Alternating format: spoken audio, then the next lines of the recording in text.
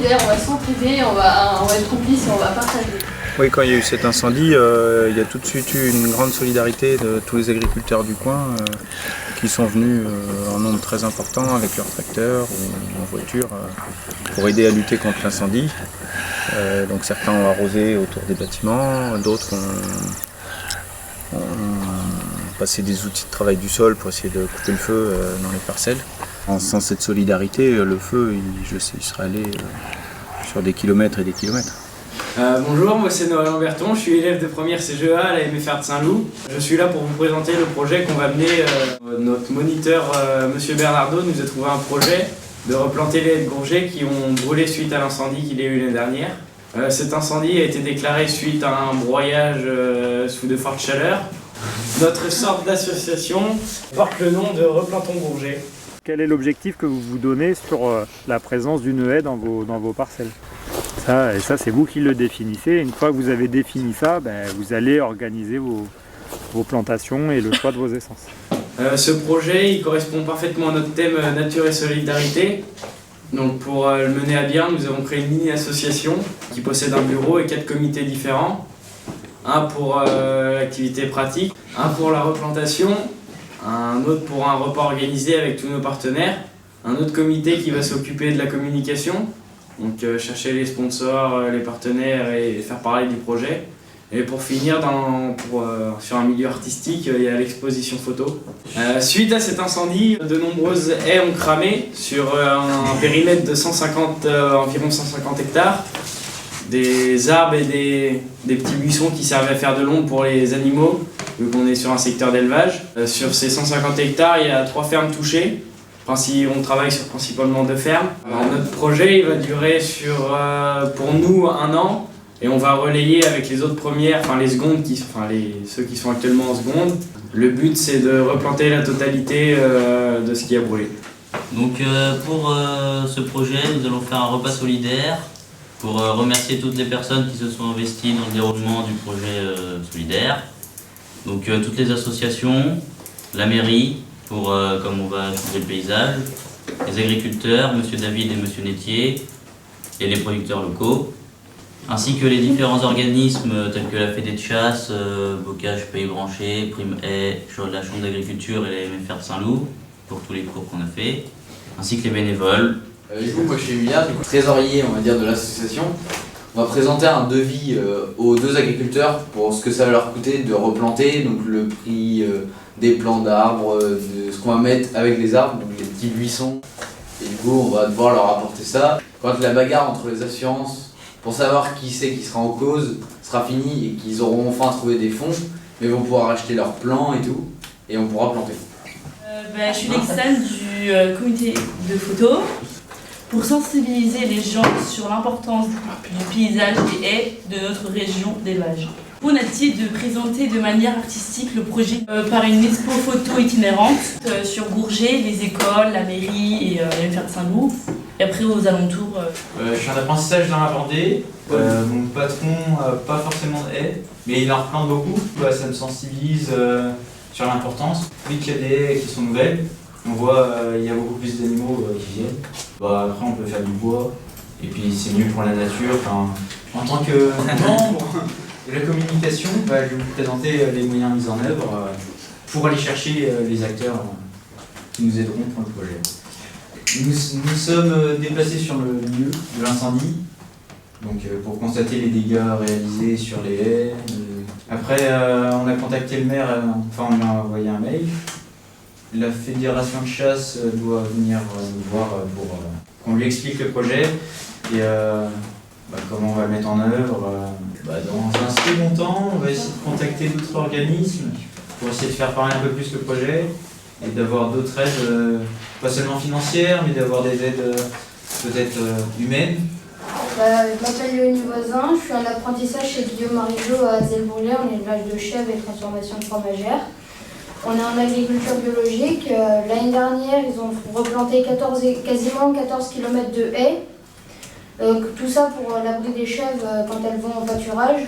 C'est important pour eux d'avoir des haies au pâturage pour les chèvres, comme ça évite que les chèvres attrapent des insolations. Je m'appelle Elisa Bavin, je suis en stage chez mes parents à Zelbourlet.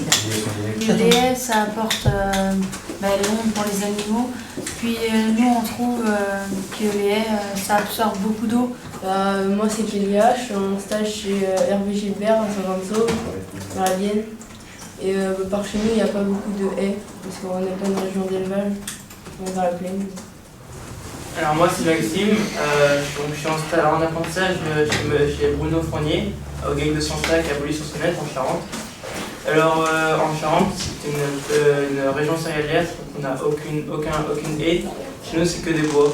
Ici, oui, il y a besoin de haies pour apporter des ombres aux animaux. Moi je m'appelle Enzo Vincent, je suis en stage chez Pascal Billon à la Chapelle Bertrand. Nous on est dans la Gâtine, on fait de l'élevage de moutons et de vaches allaitantes, donc pour nous les haies c'est super important pour nous parce que les vaches peuvent se mettre à l'abri, les moutons aussi, et ça coupe l'eau, ça évite, par exemple quand on a du blé dans un champ, ça évite des phénomènes de verse, etc. Chez nous les haies servent de brise-vent. Bonjour, je m'appelle Corentin, donc je suis en apprentissage sur une ferme à Fénéry, en polyculture élevage, donc dans la Gâtine où on y trouve beaucoup d'haies.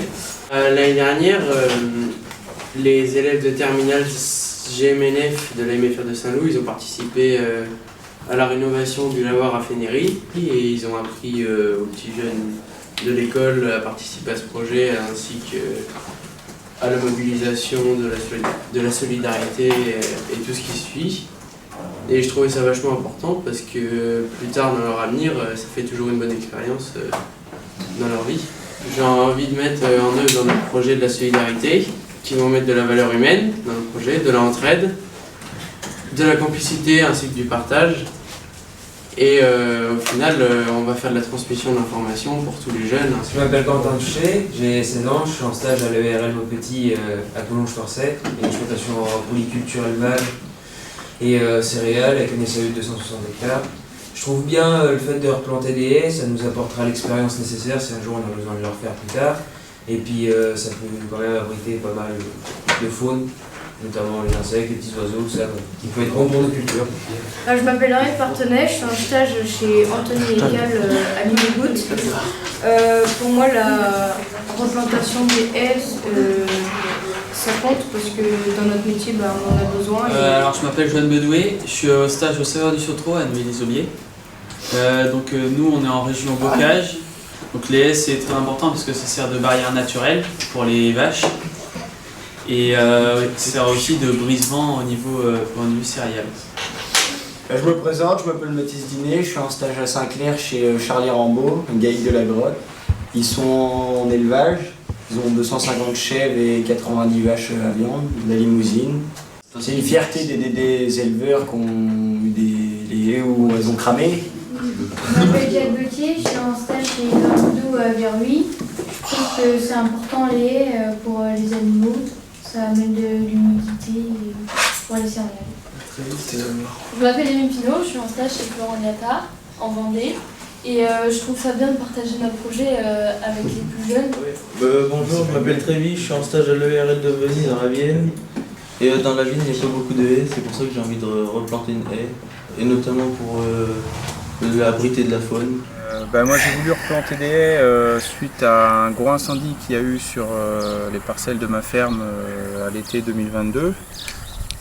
Où environ 8 km de haies ont brûlé. J'avais envie d'essayer de remettre en état mes parcelles et mes haies comme elles étaient avant.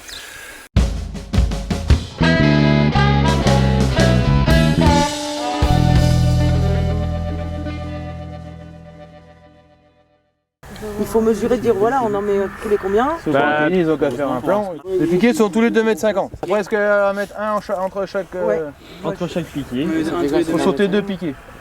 T'en mets un, tu sautes 2 piquets, t'en remets. Ouais, donc ça fait 5 mètres en fait, 4,50 m, 5 mètres. Ouais. Donc on part un tous les Ça 4 reviendra entre 4 et 5 mètres. Alors vous comptez, si vous avez 400 mètres, combien il vous faut de pieds d'arbre?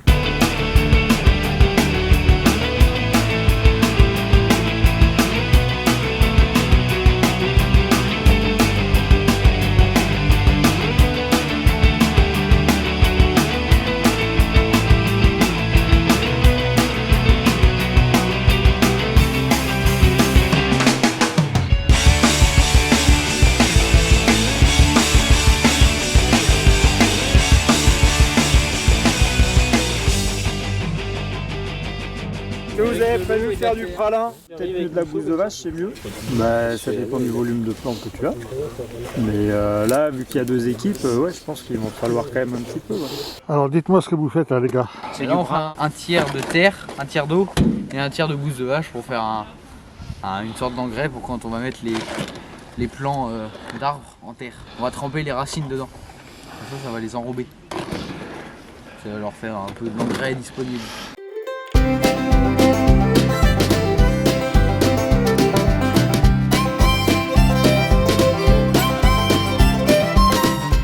Prendre un peu les racines, ça va être de retirer ces parties-là qu'il va falloir respecter quand vous allez planter, c'est le collier. Après les racines, donc on enlève les petites parties, ça, cette branche on peut la retailler également. Une fois que vous avez fait donc, votre taille, donc on appelle ça parer les racines, dans le pralin, okay. Ça va être d'éviter de retrouver, de laisser des poches d'air en fait prises dans le chevelu. C'est pour ça que je disais de faire quelque chose d'assez liquide avec une texture un peu de pâte à crêpe pour que ça puisse vraiment rentrer dans tout le chevelu racinaire. Plus vous allez avoir de diversité et plus votre haie va être hétérogène, plus elle va être fonctionnelle. Donc là on a une haie qui est présente, qui est un peu basse, mais qui est, vous avez vu, qui est très épaisse, très dense. Donc en fait ça en brise-vent c'est assez efficace. Idéalement on pourrait même la laisser monter encore un peu. Au travers on le voit, il y a des pruneliers, il y a des aubépines qui peuvent aller plus haut. Donc ils peuvent encore buissonner. Donc en plus d'apporter de l'ombre, l'effet brise-vent, il va aussi forcément, plus votre haie va être haute, plus l'effet brise-vent, il va se reporter loin dans la prairie. Donc ça veut dire que plus la zone de protection va être aussi beaucoup plus importante. Nous ici dans ce qu'on recherche, qui est plutôt une vocation de bien-être pour l'élevage, on va plutôt chercher à espacer nos arbres de Auger pour avoir justement une couverture assez importante pour apporter donc, le plus d'ombre possible. Mais par contre, là, ce qui va être intéressant, c'est qu'entre ces 2 grands arbres, on aura comblé avec du coup une strate buissonnante qui elle aussi va pouvoir monter, qui va protéger les grands arbres de l'abrutissement. Et puis elle va, en attendant, apporter un petit peu d'ombre, moins mais quand même un petit peu, puis surtout elle va combler le pied de la haie. Et donc là, l'effet brisement aussi il va pouvoir être assez intéressant.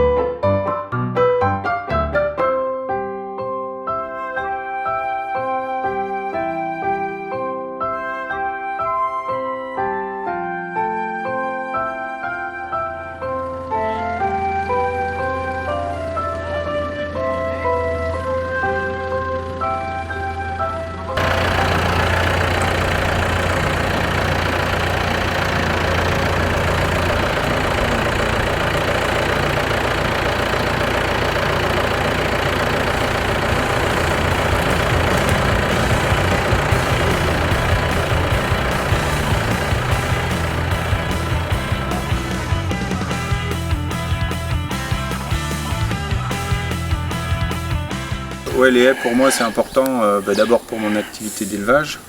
Les haies ça apporte de l'ombre l'été pour les moutons, ça protège du vent, des intempéries.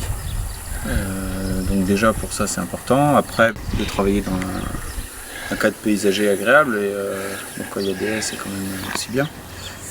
Et puis même si ça ne me sert pas directement, c'est vrai que pour la biodiversité, les haies c'est quelque chose d'important.